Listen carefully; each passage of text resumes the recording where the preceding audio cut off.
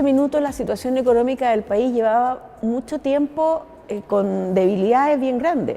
El país había tenido, en realidad el país tuvo durante el siglo XX una tasa de inflación promedio de 40%. Esa es una situación que no existe en ningún país del mundo, que se controlaba con políticas erradas, porque se controlaba con fijaciones de precios, una economía totalmente cerrada, aranceles para proteger a la industria. Entonces teníamos como punto de partida una economía que estaba muy distorsionada, y el gobierno de la Unidad Popular hace un diagnóstico completamente equivocado de cuáles eran los problemas y cuáles tendrían que ser las soluciones. Porque en ese esquema de distorsiones, de economía cerrada, de aranceles muy altos, efectivamente era una economía muy poco dinámica, con una distribución del ingreso bastante mala, con ciertos sectores que uno podría decir como privilegiados, pero privilegiados al final porque no había competencia, porque había un esquema político que se favorecía a determinados sectores con las políticas arancelarias, con las políticas de precios, con las políticas de tipo de cambio, y el gobierno hace el diagnóstico de que en realidad la economía estaba estancada porque aquí había unos privilegiados monopolios, y que por lo tanto lo que había que hacer era traspasar todo el sector productivo al Estado para que después el Estado hiciera el proceso de redistribución de la economía. Ese era un poco el diagnóstico del gobierno, y que además tenía que hacer un gran aumento de salarios para mejorar la distribución del ingreso, traspasar poder adquisitivo a los trabajadores y de esa forma lograr el crecimiento a través de los trabajadores, pero era una política que no tenía por dónde funcionar, porque esta estatización masiva en un contexto de controles de precios, de un aumento del gasto muy fuerte, del gasto público muy fuerte, y de aumentos salariales muy fuertes, con una política monetaria que al final financiaba el déficit fiscal del gobierno, lo que empezó a generar fue un problema de inflación contenida en el primer año, de fuertes desequilibrios, que se controlaron a través de insistir con las fijaciones de precios, con los tipos de cambio, con las restricciones cuantitativas a las importaciones, y los desequilibrios que tenía la economía, las distorsiones con que funcionaba esta economía se exacerbaron hasta el paroxismo, diría yo. Y claro, en ese contexto de incertidumbre sobre el derecho de propiedad, de precios fijados por debajo de los niveles de los costos, se empezaron a producir los problemas que uno esperaría de desabastecimiento, falta de producción, mercado negro, incertidumbre, caída muy fuerte de la inversión, y finalmente aquí lo que tenemos es un diagnóstico completamente errado de cuáles eran los problemas que tenía la economía, cuáles eran las causas de que esta economía tuviera la inflación que tenía, la falta de crecimiento que tenía, y una implementación de políticas que lo único que hizo fue exacerbar fuertemente las distorsiones con que funcionaba el sistema económico chileno.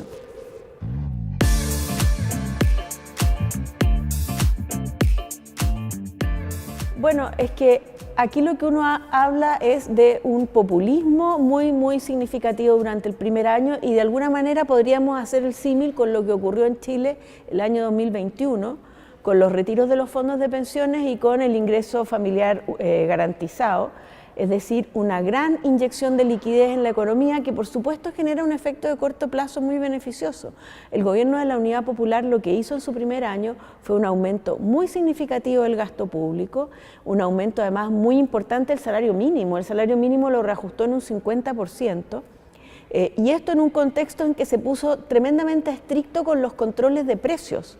Entonces, inicialmente el efecto que tiene eso es entregarle un gran poder adquisitivo a los trabajadores a través de reajustes salariales, entregar un gran impulso de gasto a través del aumento del gasto público, financiado con emisión monetaria, financiado con préstamos del Banco Central. Y por supuesto que el primer año efectivamente el crecimiento fue alto, la inflación inicialmente no sube porque se ponen muy estrictos los controles en los precios, pero se empiezan a acumular desequilibrios muy fuertes. La economía había partido de una situación superavitaria en la balanza comercial, termina con un fuerte déficit en la balanza comercial. En definitiva, lo que tenemos el año 71 es una política tremendamente populista. Efectivamente, la economía crece cerca de un 9%, la inflación empieza a subir ya en la última parte del año, y se genera un importante desequilibrio fiscal que finalmente es la causa de que en los años siguientes lo que veamos es un fuerte aumento de la inflación y empieza a producirse los problemas de desabastecimiento, porque frente a este gran aumento de la demanda, la oferta no responde en igual medida, porque no había incentivos a producir, con los precios fijados por debajo de los niveles de equilibrio.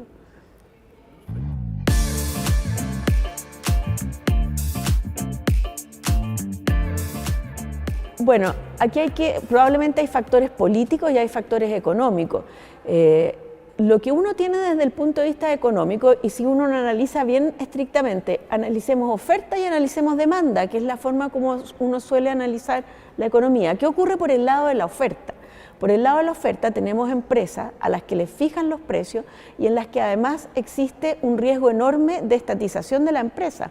De hecho, por ejemplo, el primer año se estatizó prácticamente en forma completa la banca, se inicia muy fuerte este proceso de reforma agraria, en que muchas veces además en términos legales va por sobre lo que la ley permitía, se empieza a estatizar también fuertemente la minería, el comercio, muchas veces en forma ilegal. Entonces tú tienes una fuerte contracción de la producción, tanto porque los empresarios no están dispuestos a invertir frente a un riesgo de que los estaticen, controles de precio, muchas tomas de empresas, y las empresas entonces las reciben personas que no necesariamente están preparadas para organizar bien los procesos productivos, y tienes entonces una restricción de oferta muy fuerte en la producción de bienes. ¿Qué tienes por el lado de la demanda? Fuertes reajustes salariales, una gran presión de gasto público, un aumento muy importante de la liquidez, de la cantidad de dinero. Entonces lo que uno tiene es una fuerte presión de demanda, y eso empieza a generar grandes presiones inflacionarias que son contenidas con esta política de controles de precios. El resultado es bastante obvio en términos de que ¿por qué se produce mercado negro? Porque es la única forma en que los productores pueden compensar los costos de producción y prefieren vender en el mercado negro que en los mercados formales a precios que no compensan los costos de producción. Y por el lado también de la demanda, frente a estos temores de desabastecimiento que se empiezan a producir, por supuesto que en la medida en que hay productos se compra lo que se encuentre. Y aquí yo este periodo lo viví efectivamente siendo muy niña, pero en forma muy intensa desde el punto de vista de lo que veía de mis papás, de lo que veía del desabastecimiento, la falta de artículos básicos que vivíamos día a día en el fondo, y efectivamente en la medida que uno encontraba productos los compraba por el riesgo de que después no estuvieran presentes. Y a este respecto tengo una anécdota que se me quedó totalmente grabada. En un supermercado, y la verdad que los estantes de los supermercados yo los recuerdo, en los estantes de los supermercados uno veía, no sé, algunos tiestos plásticos, productos de aseo a lo mejor, pero en términos de alimentos básicos se veía muy poco. La leche, por ejemplo, era bien difícil comprar leche, y estando en ese supermercado, en uno de los pasillos, mi papá ve en un minuto una caja completa de leche condensada, pesca la caja completa y la pone en el carro. Y cuando llegamos a la caja, la vendedora le dice: señor, usted no puede llevarse la caja completa. Y mi papá abre la caja, saca un tarro de leche condensada y le dice: mire, tengo 4 niños, me llevo, y se la vendieron. Entonces, por supuesto, en circunstancias normales, ninguna persona compra una caja completa de leche condensada, pero frente al riesgo de que en un tiempo más ni siquiera haya leche para los niños, la pasta de diente, por ejemplo. Yo me acuerdo primas mías que se lavaban los dientes con jabón, porque no había pasta de diente. Entonces esta situación de desabastecimiento evidentemente empieza a generar una percepción de una situación económica muy caótica. Cuando una familia no puede satisfacer sus necesidades básicas, y los productos hay que conseguirlos a través de un contacto, que mira, me conseguí pollos, porque no había mucha carne. Aquí hay un tema que es muy relevante, que es que no solo la situación política era muy compleja y generaba mucha incertidumbre, la situación económica que vivían las familias en el día a día también era un motivo de fuerte rechazo al gobierno de la Unidad Popular.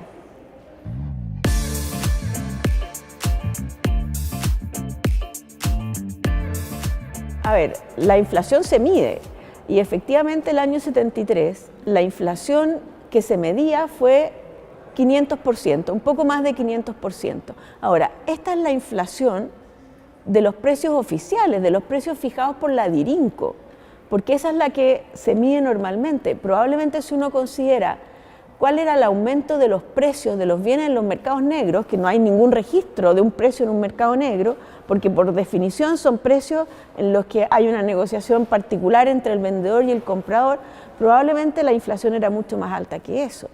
Pero sí, los datos son eso. El primer año, el año 71, la inflación bajó respecto a la que había habido el año 70, y la causa de esta baja en la inflación, a pesar del fuerte impulso de gasto, es que en el primer año se hizo muy estricto el control de precios.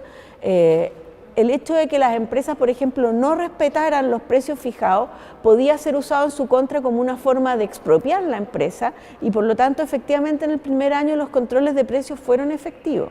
En el año 72 y el año 73, a pesar de los controles de precios, la inflación fue completamente incontenible y terminamos el año 73 con una inflación de 500%, que además está perfectamente bien correlacionada con el aumento en la cantidad de dinero.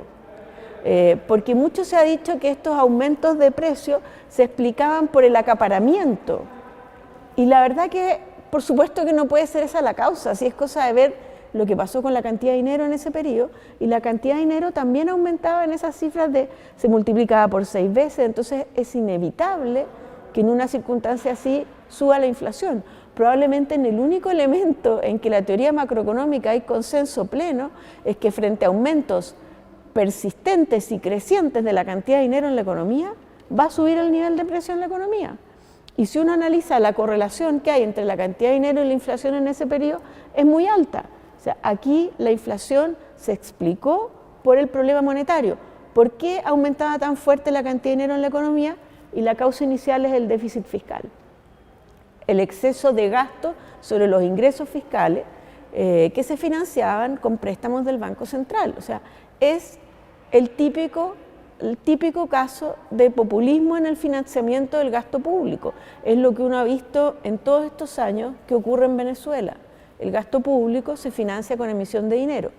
Hay que considerar también que en una situación económica tan caótica, en que además están los precios fijados, en que se están estatizando parte importante del sector productivo, ¿qué pasa con la recaudación tributaria? ¿Qué pasa con los impuestos que pagan las empresas? Obviamente la recaudación tributaria cayó también. Entonces el déficit a financiar por el sector público fue fuertemente creciente.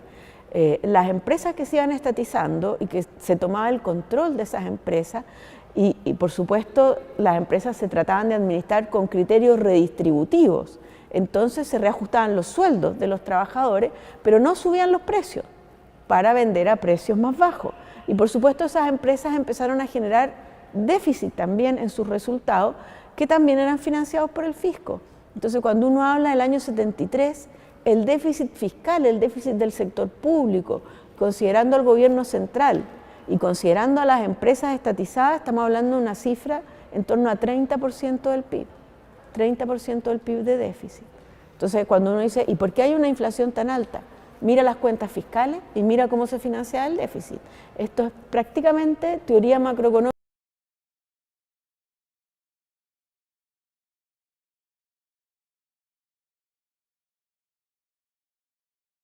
económica errada desde la raíz. Hay que decir, eso sí, que esta no es una política que se origina en la Unidad Popular. Esta era la política que se usaba en Chile de mucho tiempo atrás. Existía una institución que se llamaba la DIRINCO, y todos los precios en la economía se fijaban, todos los precios y todos los salarios.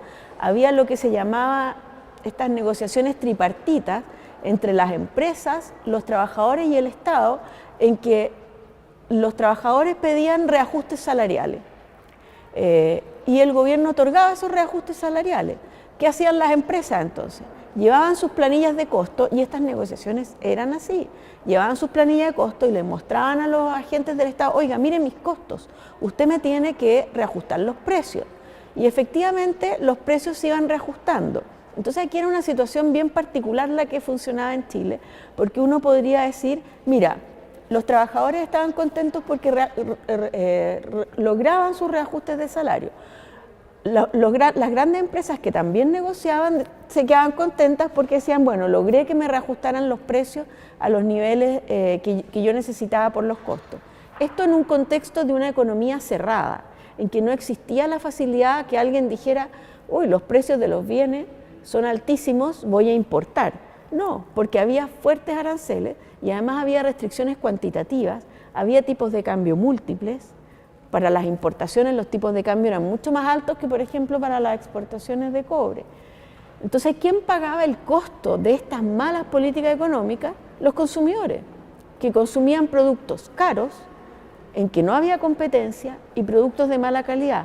¿Quiénes son los consumidores? Somos todos al final. Entonces uno tenía una situación muy anómala en que los trabajadores se sentían contentos, los empresarios también, pero en el minuto de cómo era la oferta de productos en Chile, era desastrosa, mala calidad y cara.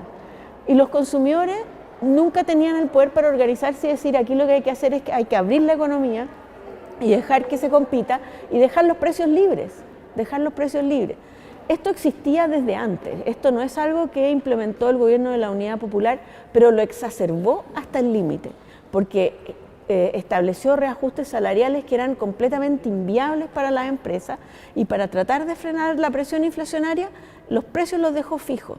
Entonces el desequilibrio se exacerbó, los déficits de producción se exacerbaron y eso empieza a generar los incentivos para el mercado negro y para el problema de desabastecimiento. Entonces una combinación de política macroeconómica y política microeconómica que genera un desastre como resultado económico.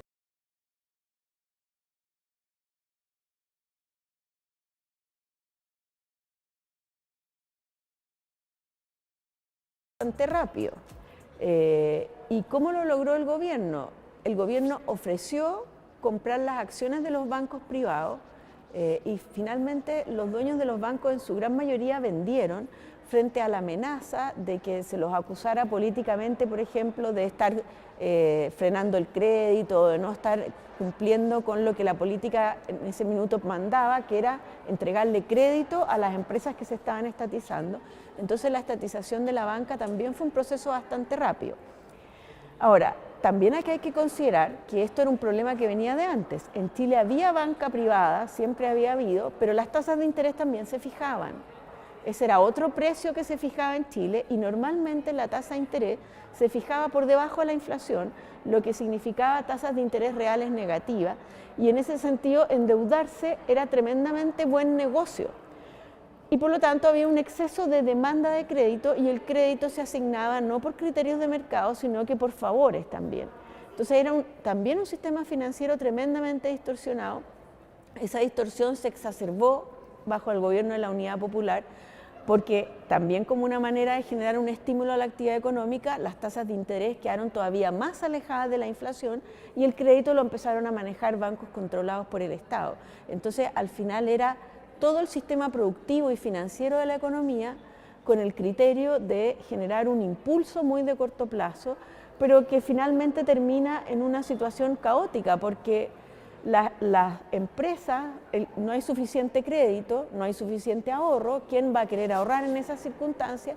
¿Cómo se financia el crédito? También con política monetaria expansiva.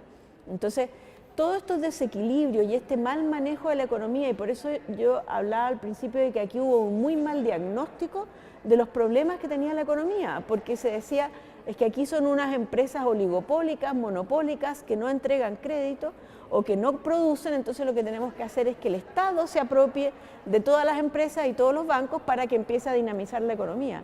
Pero el problema de fondo que había es que los precios, las tasas de interés, no daban las señales correctas para que la actividad productiva funcionara como tiene que funcionar y como ahora todos entendemos que funciona. Así, aquí lo increíble es que nosotros estamos hablando que el 70% de los chilenos actualmente no había nacido en ese periodo, no se imagina cómo funcionaba esta economía, porque ahora este es un país en que a nadie se le ocurre que va a venir alguien a decirle a un banco a qué tasa tiene que prestarle a un cliente. En ese minuto sí, todo estaba fijado por el Estado, entonces a pesar de que uno decía, no, sí, había empresas privadas, había banca privada, dado que el sistema de precios estaba controlado por el Estado, uno no podía hablar en ese minuto de que tenía un sector privado funcionando, sino que tenía un sector privado completamente intervenido en términos de las señales de precios, que es lo que finalmente guía la actividad económica en un país.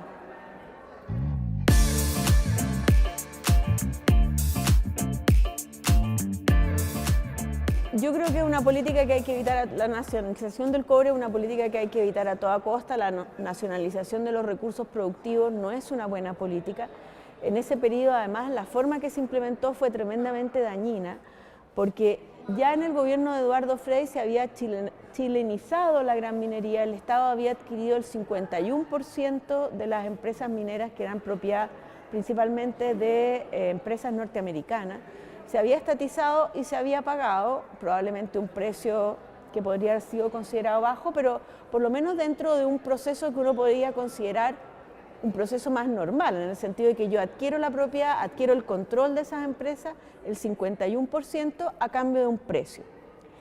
Lo que pasó después con la nacionalización es que el Estado adquiere la total propiedad de las empresas, pero no paga por eso. ¿Y en qué forma no paga? A través de resquicios legales, a través de decir, aquí hay un precio que hay que determinar de acuerdo al valor libro, que ya era por debajo del valor de mercado, pero además yo a ese precio, a valor libre, le voy a restar todas las utilidades sobrenormales que ha tenido la empresa en los años anteriores, y finalmente el Estado se hace con las empresas a cambio de nada, y eso genera un problema con el gobierno norteamericano, genera un problema además en términos de la certeza jurídica para todo el resto de los sectores productivos en la economía, en el sentido de que los derechos de propiedad podían ser vulnerados a través de resquicios legales. Entonces finalmente eso genera un enorme daño en el proceso productivo en la economía. Uno podría pensar, a lo mejor alguien que considera que las empresas estatales son mejor manejadas que las empresas privadas, no es lo que yo pienso que en general las empresas privadas, por un problema de incentivos, generan mejores resultados que las empresas estatales, pero por último eso es un tema que es legítimo. Alguien podría considerar efectivamente que el Estado debería administrar esas empresas. Entonces está bien, eso es legítimo y uno puede decir, ok, pero tiene que respetar los derechos de propiedad y tiene que pagar por las empresas el valor que tienen. Pero aquí lo que hubo, entre comillas, es un robo de la propiedad a empresas extranjeras, y por lo tanto en Chile durante décadas no se recibió inversión extranjera, porque este es un país que no respetaba los derechos de propiedad, y probablemente esa es la causa de que después en el gobierno militar se haya tenido que aprobar un decreto ley que le daba tantas garantías al inversionista privado, de alguna manera para resarcir de lo que había sido la estatización de la gran minería en el gobierno de la Unidad Popular. O sea, yo creo que fue una política tremendamente errónea, reconocido también incluso por personas de izquierda, que esto a lo mejor era legítimo haberlo hecho, pero había que haber pagado el precio que correspondía, para no generarse un problema con un país extranjero y además para no generar una señal tan compleja al sector productivo nacional. ¿Qué pasó después de eso? Obviamente, ¿qué empresa invierte en esas condiciones? Aunque no fuera empresa minera. Ninguna empresa invierte, porque frente a un entorno en que no se respetan los derechos de propiedad, no hay ningún incentivo de las empresas a mejorar su capacidad productiva. Entonces, finalmente, este tema fue otra razón más para este problema de oferta que yo señalaba antes respecto a que no había incentivos para que las empresas aumentaran su capacidad productiva.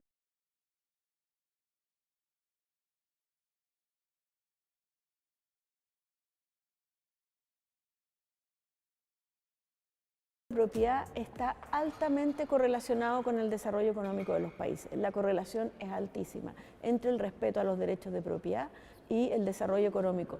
Finalmente, lo que han demostrado las teorías económicas es que el elemento más importante en el desarrollo económico son las instituciones, y dentro de esas instituciones la certeza jurídica es un elemento central. Si uno piensa, si no existen derechos de propiedad o los derechos de propiedad no están bien resguardados, ¿qué incentivo tiene una persona, una empresa, a desarrollar proyectos que implican durante un tiempo largo, a veces décadas, dejar de recibir ingresos para desarrollar actividades que le van a rendir fruto en 3, en 5, en 10 años más? La única forma en que un empresario, una persona tenga incentivo a desarrollar un negocio es que pueda tener la certeza de que los beneficios que le genere ese negocio van a ser de él. Y yo creo que esa incerteza sobre los derechos de propiedad en Chile es uno de los elementos que explica el bajo crecimiento que hubo, por supuesto, en la Unidad Popular, que es verdad que la economía creció en los 2 primeros años, en los 2 años siguientes el producto cayó y prácticamente se perdió todo el aumento que había tenido el año 71, pero el bajo crecimiento también de las décadas anteriores, en que ya estaba muy fuerte este discurso de estatizar empresas, aumentar el rol del Estado en la economía fuertemente, y eso empieza a generar problemas de certeza jurídica en el sector privado.